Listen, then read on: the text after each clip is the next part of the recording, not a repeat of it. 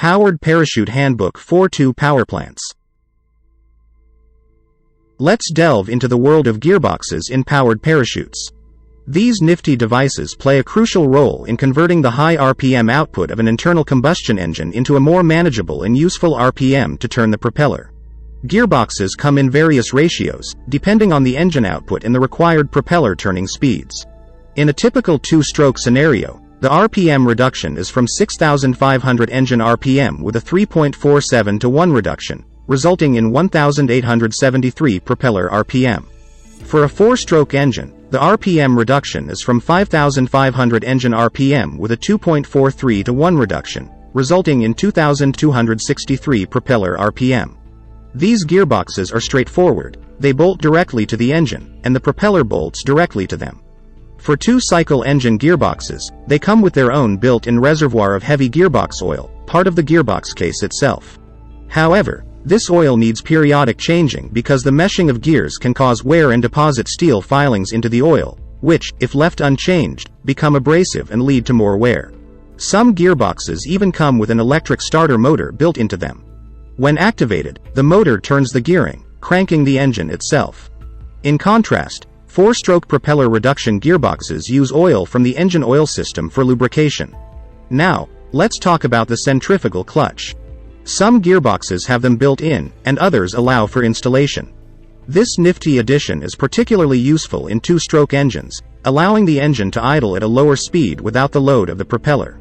This helps to minimize vibration at low RPM when loaded. As the engine speeds up, the centrifugal clutch engages the rest of the gearbox, smoothly starting the propeller spinning. When the engine returns to idle, the clutch disengages, allowing the engine to idle smoothly, and the propeller stops on the ground and windmills when flying. Moving on to the propeller, it's the powerhouse that provides the thrust needed to propel the powered parachute through the air. The engine power rotates the propeller, generating thrust similar to how a wing produces lift. The thrust produced depends on factors like the airfoil shape, propeller blade angle of attack, and engine RPM. Powered parachutes are equipped with either a fixed pitch or ground adjustable pitch propeller. A fixed pitch propeller has a set pitch by the manufacturer and can't be changed. On the other hand, ground adjustable pitch propellers can be adjusted on the ground with hand tools. If the engine is over-revving, more pitch can be added. If it's not hitting the recommended RPM during flight, some pitch can be taken out. However, these adjustments should strictly adhere to the Powered Parachute's Pilot's Operating Handbook and be done by a qualified technician. Let's explore the intricacies of induction systems in powered parachutes. The induction system is a critical component that facilitates the entry of air from the atmosphere, blends it with fuel, and delivers this potent fuel-air mixture to the cylinder for combustion, thus igniting the engine. This process begins with outside air entering through an air filter on the engine, designed to effectively block dust and other foreign objects. There are 2 primary types of induction systems utilized in powered parachute engines. The more common system is the carburetor system, where fuel and air are mixed in the carburetor before entering the engine intake. The second system, fuel injection, injects fuel into the air just before it enters each cylinder. In carburetor systems, which are prevalent in powered parachutes, float-type carburetors are commonly employed. Modern 2- and 4-stroke carburetors operate with one of 3 jetting systems, depending on engine power.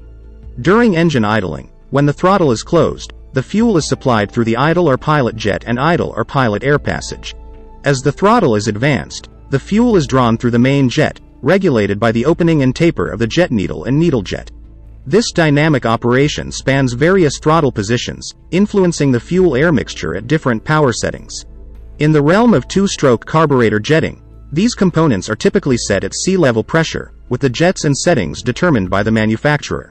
However, as altitude increases, a decrease in the density of air entering the carburetor, coupled with the constant density of fuel, creates a progressively richer mixture. This can lead to engine roughness and power loss. To address this, adjustments to the main jets and mid-range jet setting can be made for base operations at high-density altitude airports. Pilots are advised to be mindful of jetting settings, as operating with jets set for higher altitudes at lower altitude airports can result in a too lean mixture, potentially causing engine overheating and seizing. It's crucial to consult the pilot's operating handbook for specific procedures on setting jets at different altitudes to maintain the correct fuel-air mixture for optimal engine performance and safety. Imagine cruising through the skies, and your 4-stroke engine is like the conductor orchestrating the entire performance.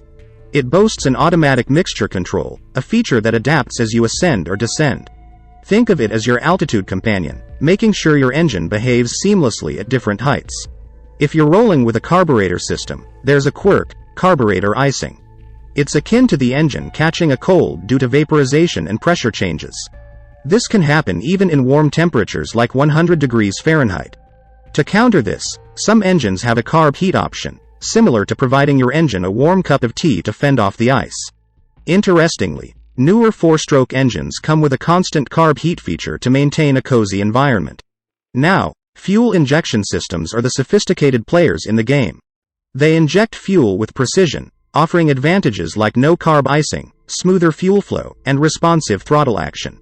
But every superhero has its weakness.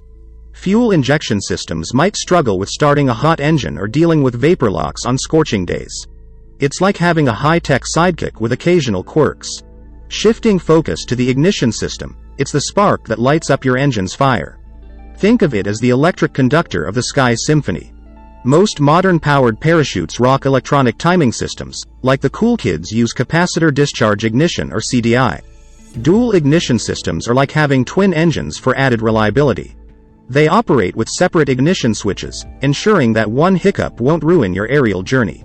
During pre-flight checks, when you toggle between ignition systems, a slight RPM drop is like the engines nodding to each other.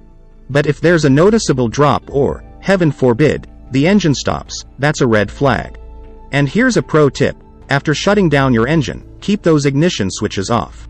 Even with everything else off, engines can surprise you if you leave those switches on. So, there you have it, your powered parachute's engine intricacies decoded. It's like having a reliable crew ensuring your flight is a blockbuster, not a blunder.